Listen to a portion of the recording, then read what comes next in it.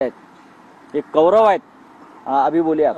आता हा दुसरा विषय. जयकुमार गोरे यांनी जयकुमार गोरेने हक्कभंग आणावा, जरूर आणावा. कोणावरती आणणार आहेत हक्कभंग?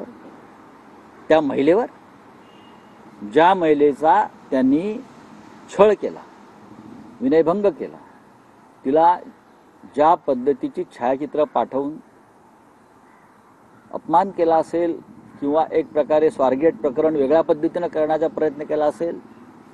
कोर्टात निर्दोष विरुद्ध सुटला. तुम्ही कोणाला सांगता? ऑर्डर आमच्याकडे पण आहे.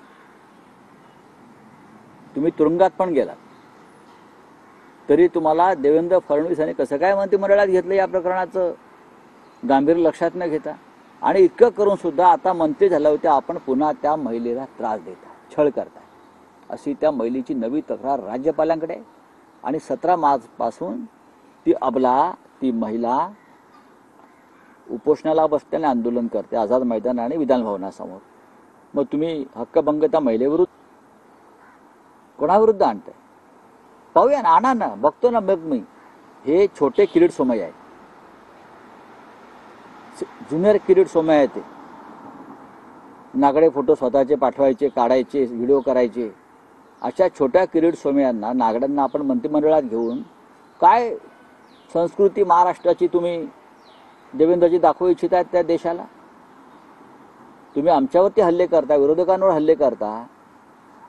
आधी स्वतःकडे बघा, खाली वाकून पहा. तुम्ही जयकुमार गोरे यांचा राजीनामा घ्यायला हवा तात्काळ. त्या महिलेशी माझं बोलणं झालं. ती महिला म्हणते मी आत्महत्या करेन. ती महिला म्हणते जर मला या छळातून मला मुक्त नाही केलं. त्या महिलेचं म्हणणं आहे की मी एक सुसंस्कृत खानदानी स्त्री आहे. त्या महिलेचं म्हणणं आहे की मी एक कुटुंबवत्सल स्त्री आहे. त्या महिलेचं म्हणणं आहे की हा माणूस माझ्या मागे हात धुवून लागलेला आहे. त्या महिलेचं म्हणणं आहे की मला अशा प्रकारे रात्री अपरात्री हा माणूस त्रास देतो, फोन करून, फोटो पाठवून. माझं जगणं मुश्किल झालं आहे आणि मला आत्महत्या करावी लागेल, ती महिला म्हणते. मग काय करावं? आम्ही महाराष्ट्राचे एक संसदेचे सदस्य म्हणून समाज जीवनात काम करणारे आमच्यासारखे लोकांनी गप्प बसायचं का? हक्कभंगाला तुम्हाला विचारते कोण? करा ना हक्कभंग. त्या महिलेच्या हक्काविषयी बघा आधी. मुख्यमंत्र्यांनी जयकुमार गोरेचा राजीनामा घ्यायलाच पाहिजे. सगळ्या महिला नेत्या आहेत, सामाजिक चळवळीतल्या महिला नेत्या आहेत, विविध राजकीय पक्षातल्या महिला संघटना आहेत. त्यांनी या विषयावरती एकत्र आलं पाहिजे. हा राजकारणाच्या पलीकडचा विषय. राऊत साहेब, राहुल गांधी आज मुंबई दौऱ्यावर आहेत. धारावीमध्ये ते और क्या आपका अद्यापही पोलिसांनी कारवाई करण्यात आलेली नाहीये. हिंदी में कुछ है क्या? खातं कळत नसेल तर मराठी भाषा ही मुंबई की नहीं. काल गुलाबराव पाटील विधिमंडळात. मैं हिंदी में बोल रहा हूँ. भारतीय जनता पार्टी के मार्गदर्शक,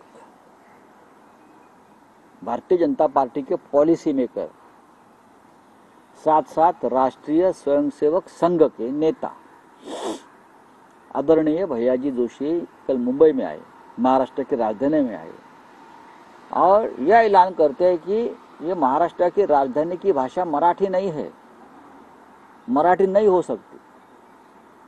यहाँ कोई भी आकर मराठी के बिना रह सकते हैं, काम कर सकते हैं. आपको यह अधिकार किसने दिया इस प्रकार का वक्तव्य करने का? क्या आप कलकत्ता में जाकर बोल सकते हैं कि कलकत्ता की भाषा बंगाली नहीं है? क्या आप कोच्चि और त्रिवेंद्रम में जाकर बोल सकते हो कि यहाँ की भाषा मलयाली नहीं है? क्या आप लखनऊ में जाकर योगी जी के सामने खड़े होकर बोल सकते हो कि लखनऊ की भाषा हिंदी नहीं है? क्या आप पटना में जाकर नीतीश कुमार जी के सामने बोल सकते हो कि पटना की भाषा हिंदी नहीं है? क्या आप चेन्नई में जाकर बोल सकते हो कि यहाँ की भाषा तमिल नहीं है, तेलुगु नहीं है? हाँ, आप पंजाब में जाकर बोल सकते हो, अमृतसर यहाँ की भाषा पंजाबी नहीं है. बेंगलुरु में जाकर बोल सकते हो यहाँ की भाषा कानड़ी नहीं है. आप महाराष्ट्र में आकर बोल रहे हो यहाँ की भाषा मराठी नहीं है. यही आपकी जो मंशा है कि मुंबई तोड़ना चाहते हो महाराष्ट्र से आप. ये जो आपकी एक मंशा है, इच्छा है,